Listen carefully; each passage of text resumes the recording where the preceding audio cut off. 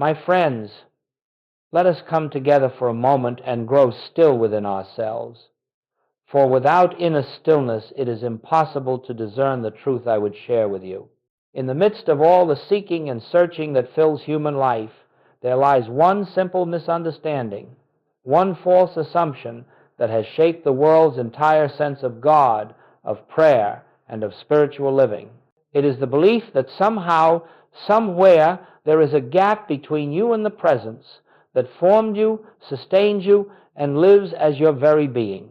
This sense of separation is not evil, nor is it a sin, but it is the root of all fear, all lack, and all loneliness.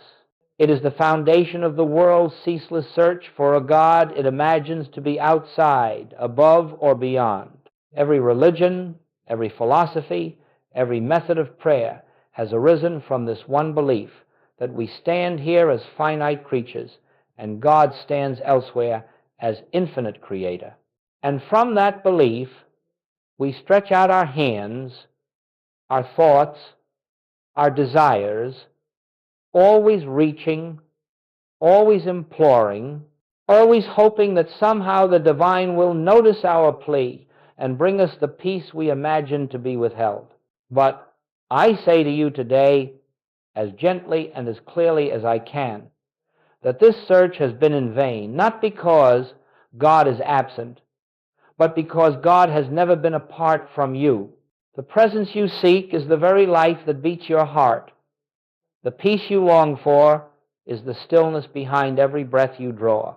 The love you call upon in your darkest hours is the love that has never once left you, never once failed you, never once separated itself from you. The tragedy is not that humanity has missed God. The tragedy is that humanity has looked everywhere else first. It is the belief that somehow, somewhere, there is a gap between you and the presence that formed you, sustains you, and lives as your very being. This sense of separation is not evil, nor is it a sin, but it is the root of all fear, all lack, and all loneliness. It is the foundation of the world's ceaseless search for a God it imagines to be outside, above, or beyond. But the moment, yes, the very moment, you turn from the outward search to the inward recognition, something remarkable occurs. You begin to feel the faint stirrings of a presence that has always been there, not coming to you, not approaching you, but revealing itself as the one that has never departed. This is the beginning of all true spiritual realization. It is the moment when the mind grows quiet enough, humble enough, receptive enough to hear the ancient truth whispered through the ages, I will never leave thee nor forsake thee. Not because you have earned it, not because you are deserving, but because separation has never been real. And so, in this opening hour together, let us lay aside every notion of distance between ourselves and God. Let us suspend the belief that we must struggle to reach the sacred. For what we seek is already here, closer than breathing, nearer than hands and feet. The I am that spoke through the prophets, that lived through the Christ, that inspired the mystics of every age, is the same I am that animates your very being this moment. There is no separation in that which is indivisible. There is no distance in that which is omnipresent. And there is no search required where the truth is already within. This is the revelation we will unfold together, that the I am, the presence, the Christ of your own consciousness, has been the answer to your seeking from the beginning, and that when this is realized, the search for God ends forever, not because God has been found, but because you awaken to the truth that you were never apart. The I am before the personal me, asterisk, asterisk. Let us move gently now into the heart of this teaching, for without this next recognition, all the spiritual practices in the world would merely reinforce the very illusion we are seeking to dissolve. The greatest forgotten truth in all of mystical unfoldment is that there exists within you an identity, an I that is older than your birth, untouched by your history, and unbound by the conditions of this world. It is the I am that was present before you called yourself by any name, before you were given any role, any title, any story. And it is this I am that Scripture speaks of when it says, before Abraham was, I am.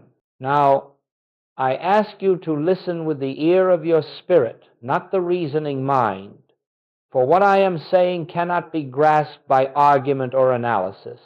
It must be allowed to touch that quiet center within you that has always known, always recognized, always intuited that the personal me you carry through this world is not the fullness of your being. From the moment you were born, you were taught to identify with a set of labels, your personality, your habits, your successes and failures, your fears and desires, and over time, these labels solidified into a self you believed yourself to be.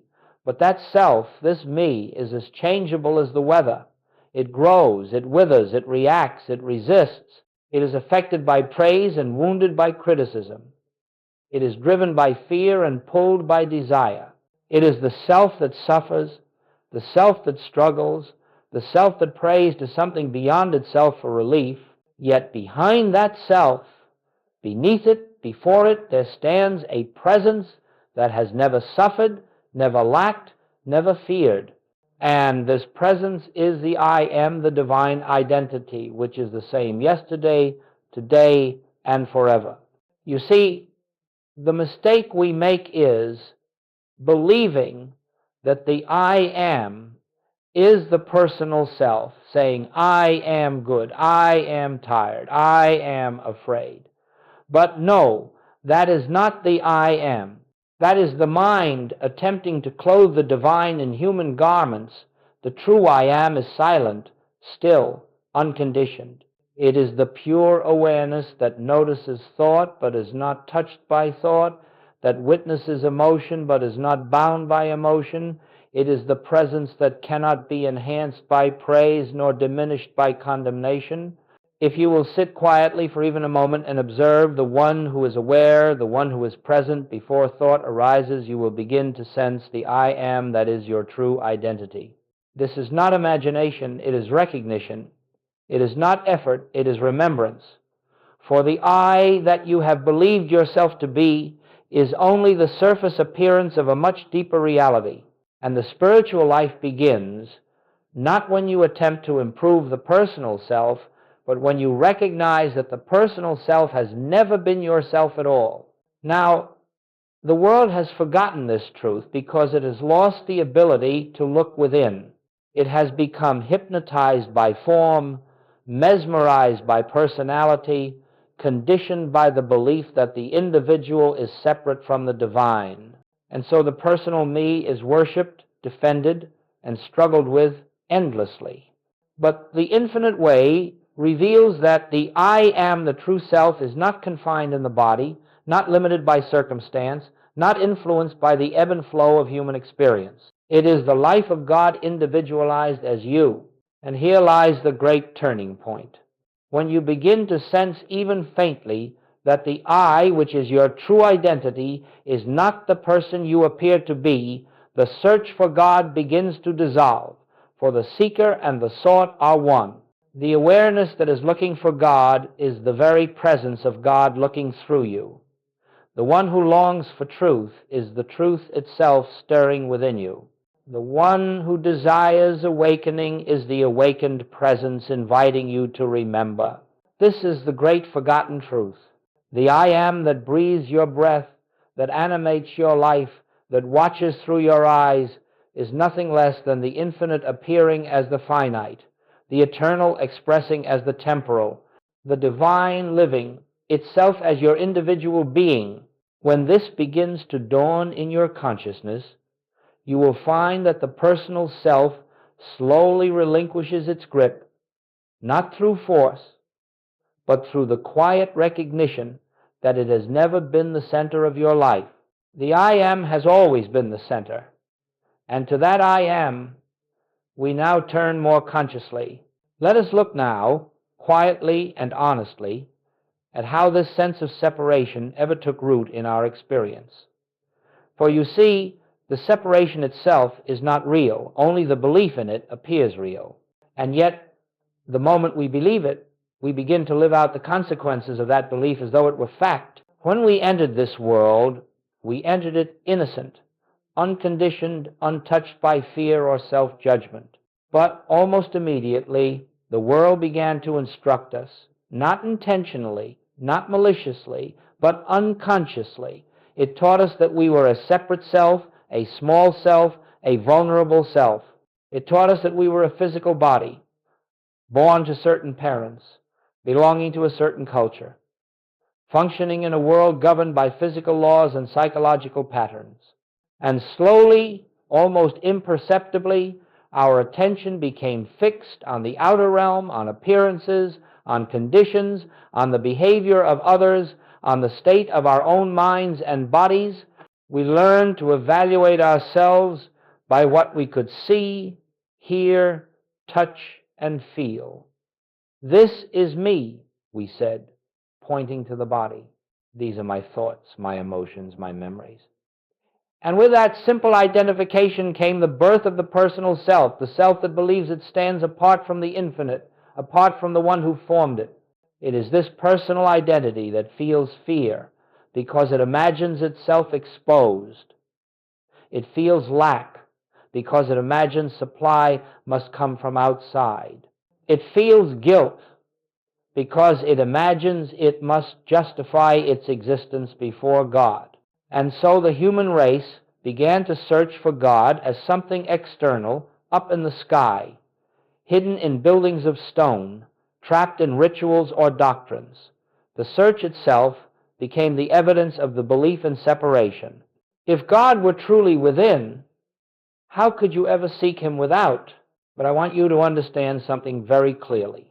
This belief in separation did not arise because you are sinful or unworthy.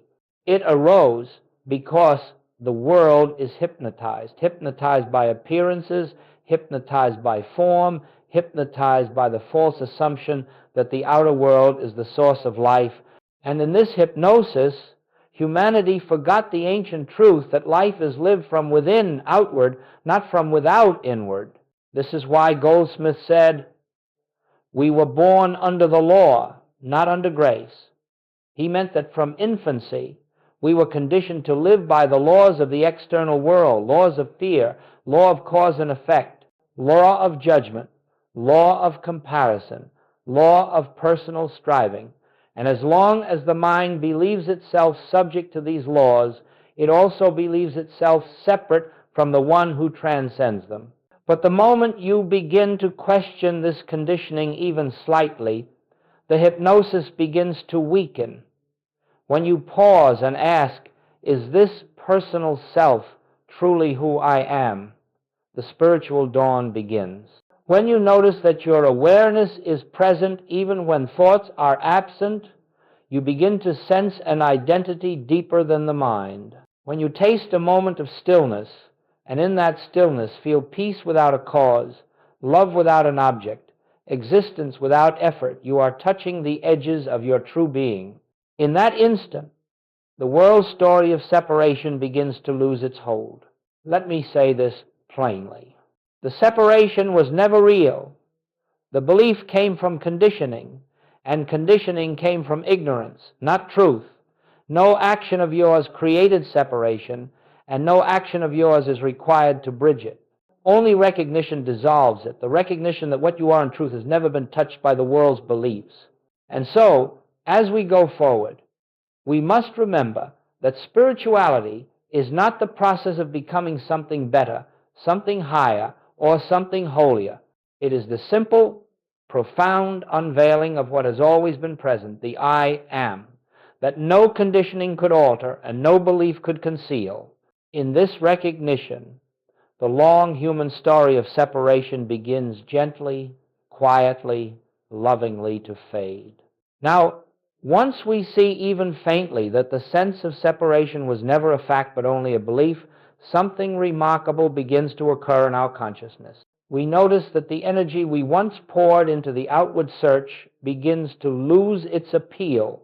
The endless attempts to reform the world, to fix people, to manipulate circumstances, or to persuade God to intervene, all of this activity begins to feel strangely hollow. And this is a sacred moment, for it marks the beginning of a profound inner turning. This turning is not dramatic.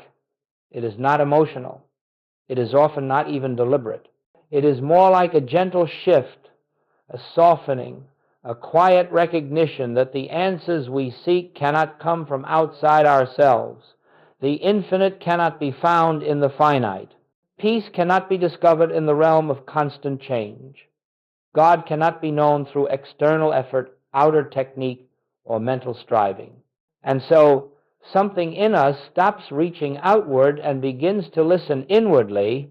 This listening is the beginning of true prayer. Not prayer as the world teaches it, not the pleading, the asking, the persuading, but prayer as communion, prayer as receptivity, prayer as the silent awareness of the presence that is already here. You see, as long as we speak to God, we are inadvertently holding God as separate. As long as we ask for something, we are affirming that something is lacking. But when we grow still enough to listen, we discover that God has been speaking all along, not in words, but in presence.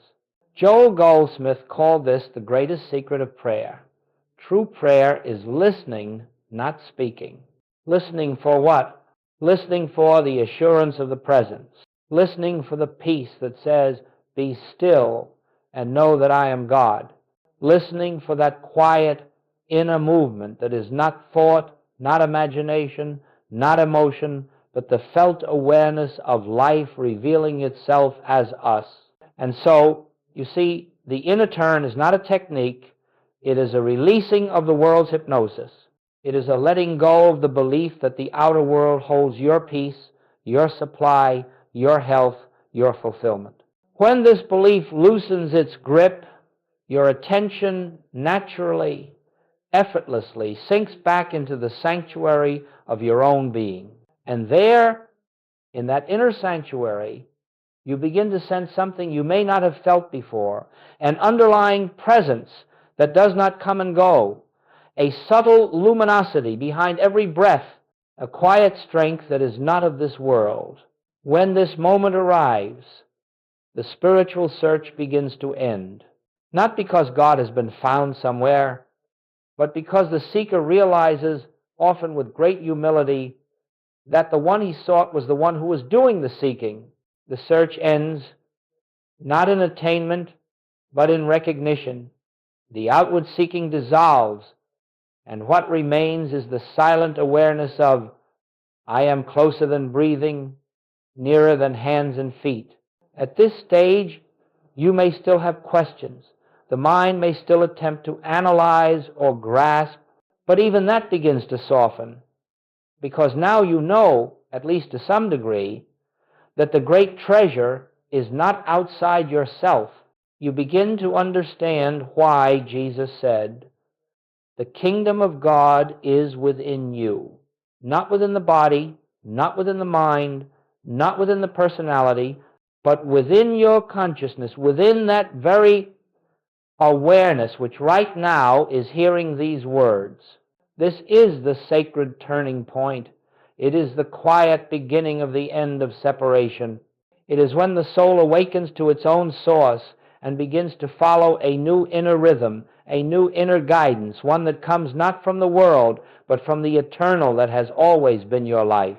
As we turn more fully within, something begins to unfold, something not born of thought, not born of imagination, but born of the Spirit itself. We start to sense, almost like a fragrance in the air, that the presence we seek is not separate from the one who is seeking. The divine life we long for is not something to acquire. It is something that has been living us, breathing us, sustaining us from the very beginning.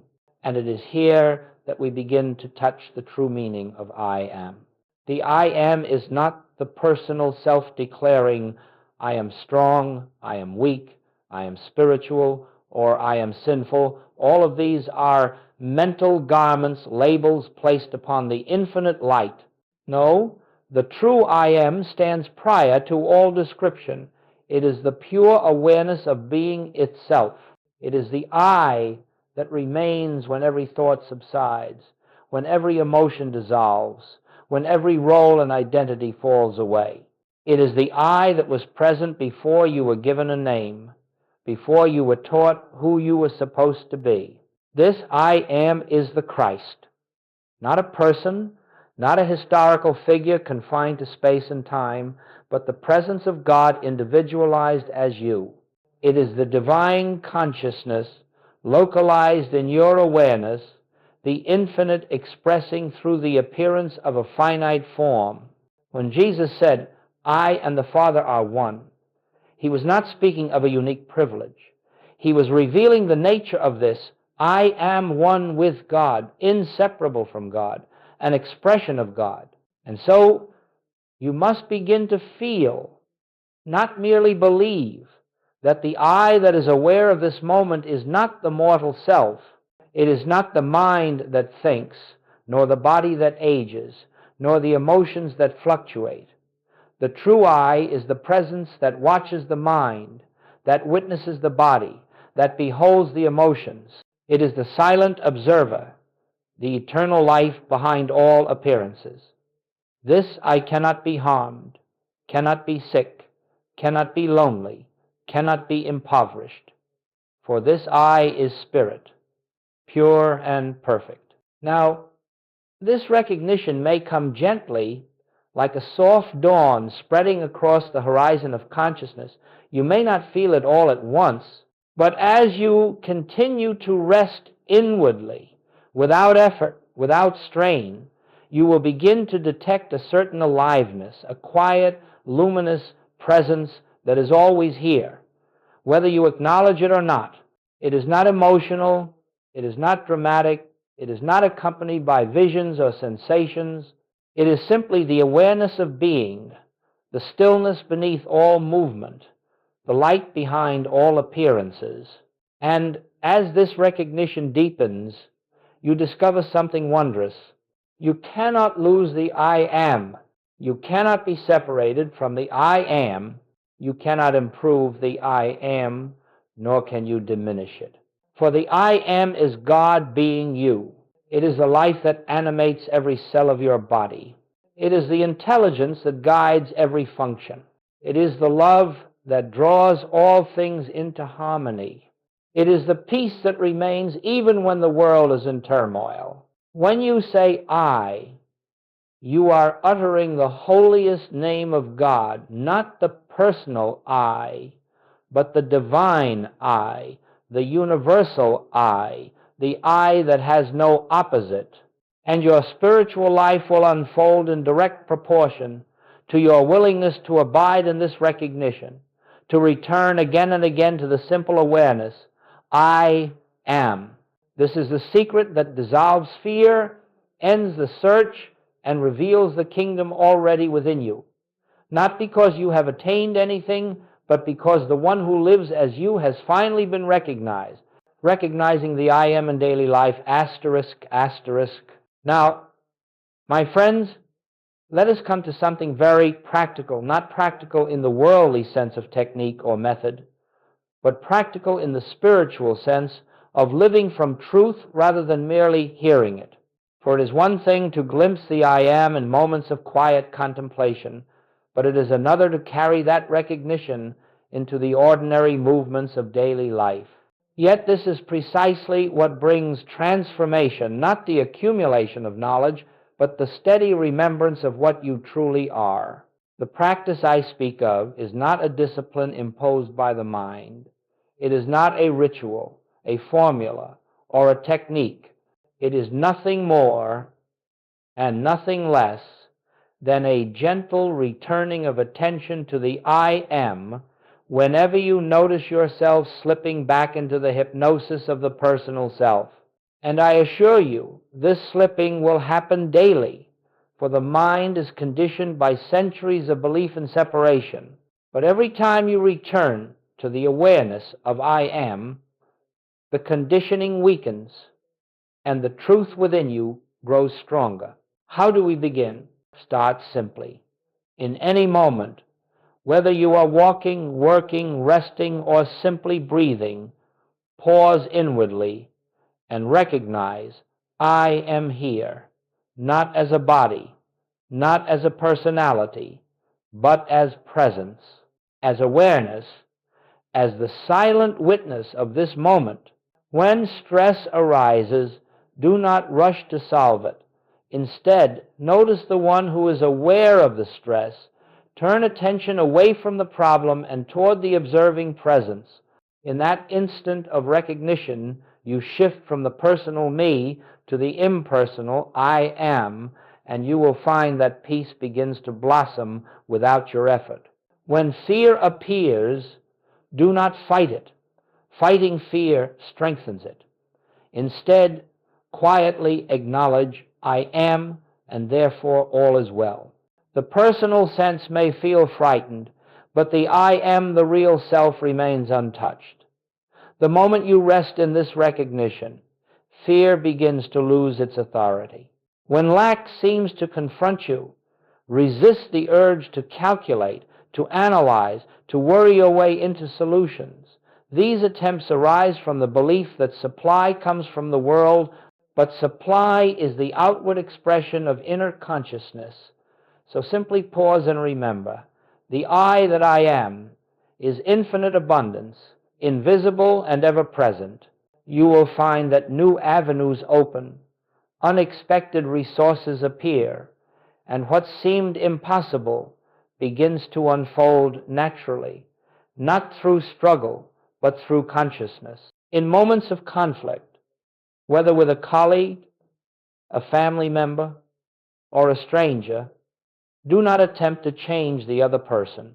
Recognize instead the I am in yourself, and then silently recognize it in them. When you behold the divine identity behind the mask of human behavior, something changes not in them, but in your consciousness. And consciousness is the only arena in which anything real occurs. Throughout your day, use brief moments standing in line, sitting in traffic, preparing a meal, to gently return to the awareness of being. Whisper inwardly, I am. Feel the quiet presence behind the activity. This simple recognition is the foundation of spiritual living. It needs no effort, no intensity. It simply needs consistency. Now, do not misunderstand. You are not using the I am to fix problems. If you attempt to use truth for personal ends, you will reinforce the very sense of separation you are trying to dissolve. The I am is not a tool for the personal self. It is the dissolution of the personal self. When you abide in I am, problems do not need solving, they lose their sense of power. Conditions do not need changing, they reveal their spiritual harmony. The world does not need controlling, it begins to reflect the peace established within you. Let me offer you a simple contemplative inquiry, one that can be returned to again and again. Before any thought arises, before any emotion appears, before any image of yourself comes to mind, what am I? Do not answer this with words. Rest in the silence that follows. That silence is the doorway into the I am. You will find, as you practice in this way, that daily life becomes infused with a depth of peace you have never known. Problems do not vanish, but your relationship to them changes so profoundly that they cease to dominate your experience. The world continues to move, but you no longer move with its turbulence. You begin to live from the center, not the circumference. And in that center, the I am abides eternally. When the false self fades, asterisk, asterisk, as we continue this inward journey, something begins to unfold that cannot be forced and cannot be hurried. It is the gradual dissolving of the false self, the personal sense of me, that has walked through life carrying its fears, its burdens, its private anxieties, and its endless sense of need. This fading of the false self is not an accomplishment. It is a natural consequence of abiding in the truth. When the light of I Am grows clearer in consciousness, the shadows that once appeared so real begin to recede on their own. You see, fear is never overcome by resisting it or by fighting it. Fear is the direct result of believing that we stand alone, that we are vulnerable creatures navigating an unpredictable world. Fear is the child of separation. But when the true I is recognized, the I Am that is one with God, fear has nothing left to hold on to. It cannot survive in the presence of that which knows only oneness. Fear belongs to the personal self, not to the I Am. And the moment your attention shifts from the personal to the impersonal, from the finite to the infinite, fear begins to loosen its grip without any struggle on your part. Even need dissolves in this way, not because we deny the human picture, but because we no longer accept the human picture as the final truth. The belief in need arises from the assumption that supply is external, dependent on people, conditions, opportunities, or circumstances. But the I Am is the source and substance of all supply. When you recognize this, you find that your sense of lack softens, and with it, the anxiety that lack creates. The fullness of God does not enter your life from the outside, it reveals itself from within as the consciousness of I Am takes its rightful place at the center of your being. Now, let us speak plainly. The false self does not disappear all at once. Its patterns may still arise. Old fears may still whisper. The mind may still leap to conclusions based on appearances. But each time you catch yourself identifying with this personal me, each time you pause and return to the awareness of I Am, a veil is lifted, a layer of illusion is removed, and little by little, what once felt heavy begins to feel lighter, until eventually the false self no longer commands your allegiance. This is why Goldsmith said over and over that our work is not to fix conditions, but to recognize the truth behind them.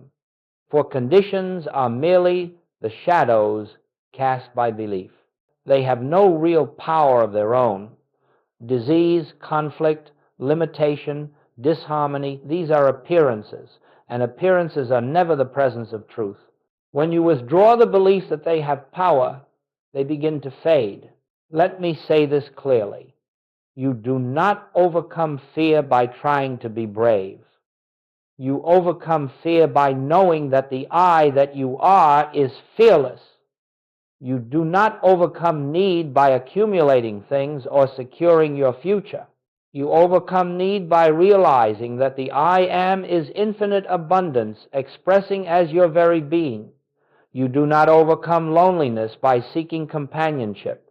You overcome loneliness by realizing that the presence is closer than breath, and that the self that lives you is never alone.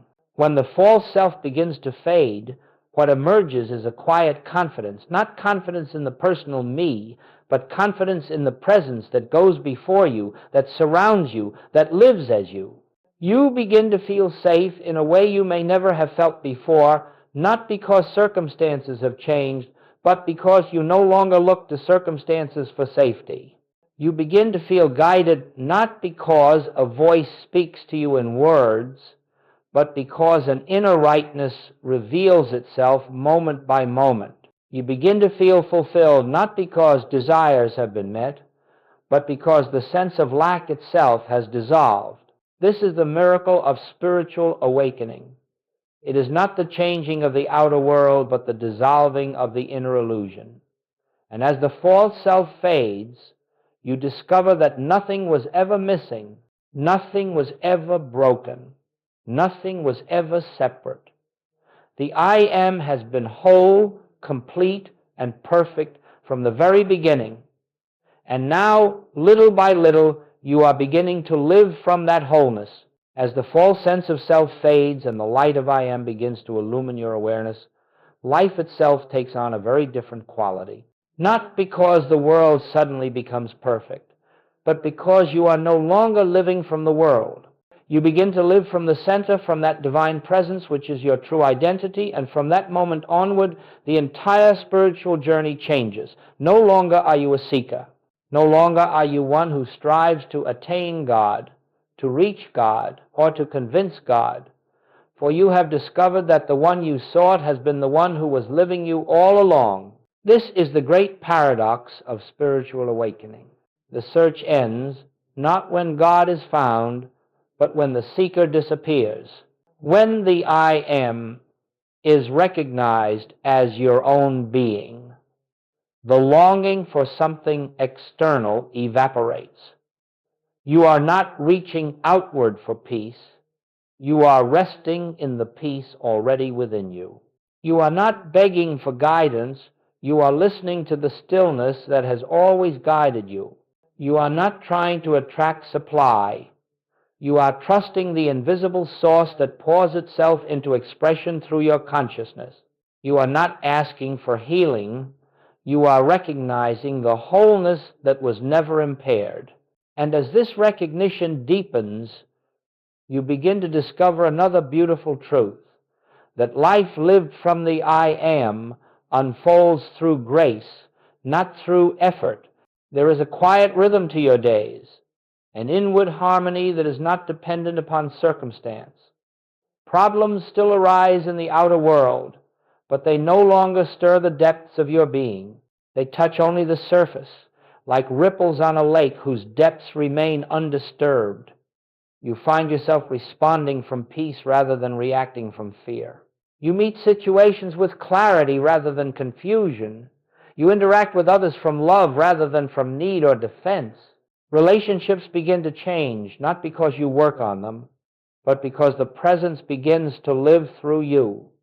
When you behold the I am in yourself, you naturally begin to behold it in others. You see through the masks of personality and glimpse the same divine light appearing in countless forms. The urge to judge softens. The tendency to criticize dissolves. Compassion arises without effort. And because you are no longer trying to change anyone, harmony begins to reveal itself where conflict once appeared. Even supply takes on a new meaning. You no longer think in terms of getting or keeping. You begin to understand through actual experience that supply is the outward expression of inner consciousness. When the I am is recognized as the source, supply flows not as something you manipulate, but as something that naturally unfolds. Opportunities come without strain, resources appear without anxiety, and needs are met without fear, because consciousness itself is providing. Healing becomes different as well. You do not heal by attempting to fix the body or correct conditions. You heal by recognizing the spiritual perfection that is already present, even if the outer picture appears otherwise. The body becomes an instrument for the expression of the I am, and its harmony is restored as consciousness reveals its wholeness. This is not willpower. It is not mental effort. It is the silent activity of grace. But perhaps the most profound change occurs within your sense of identity. You no longer think of yourself as a human being striving for spiritual understanding. You begin to feel from within that you are a spiritual being appearing as a human experience. You are not the mind. You are not the emotions. You are not the body. You are the awareness in which all of these come and go.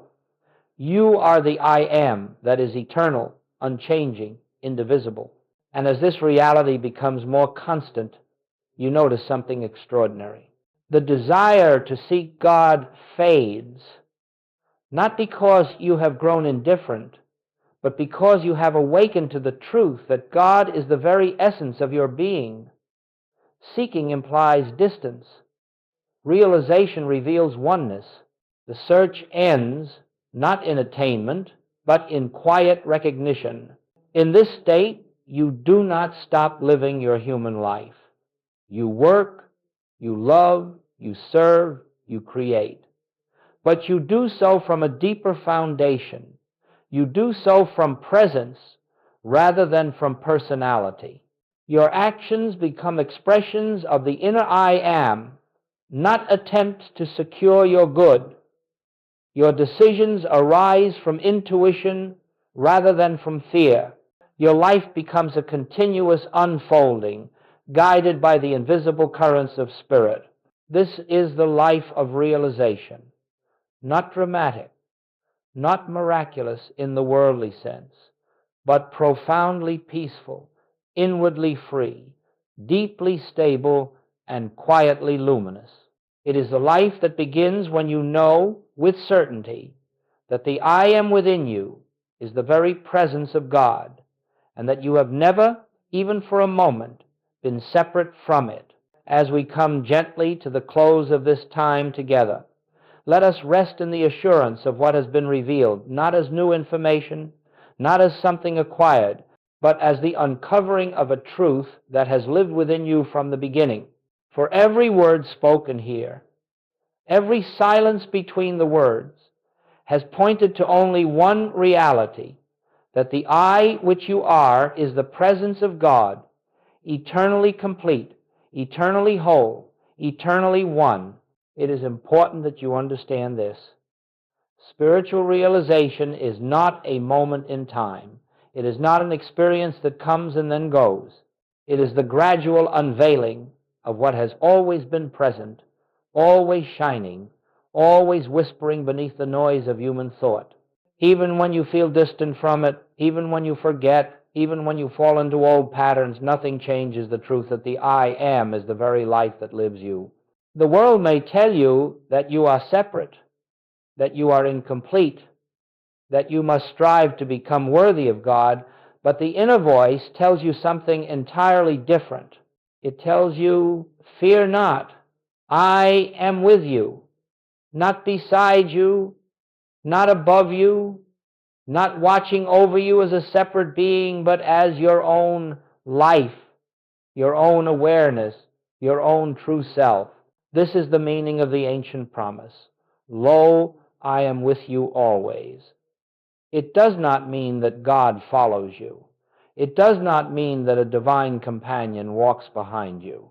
It means that the I am, your being, your consciousness, your awareness is the very presence of God, and that presence cannot leave you for even a single instant.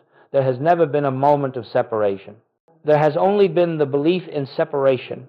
And now, perhaps more deeply than before, you can begin to sense that this presence is not fragile. It does not depend upon moods, nor upon outer conditions. It does not diminish when difficulties arise, nor does it disappear when fears whisper. It remains steadfast, silent, unchanging, waiting only for your recognition. Let this bring you comfort. You do not walk the spiritual path alone. You do not seek God alone. You do not awaken by your own strength. The very impulse to seek truth arises from the presence within you that is already awake. This is the meaning of the ancient promise. Lo, I am with you always. It does not mean that God follows you. It does not mean that a divine companion walks behind you. It means that the I am, your being, your consciousness, your awareness is the very presence of God, and that presence cannot leave you for even a single instant. There has never been a moment of separation. There has only been the belief in separation. As you leave this moment and return to your daily activities, do not try to hold on to anything. You do not need to preserve this truth, for it is preserving you. Simply be willing throughout your day to pause inwardly and remember, I am. Let that recognition be enough. Let it be your prayer, your meditation, your refuge, and your guide. Allow the world to be as it is, but live from the truth of what you are. And now, as we close, I leave you with a simple realization. You have never been a seeker of God. You have been the expression of God seeking to remember itself. And now, in this very moment, that remembrance has already begun.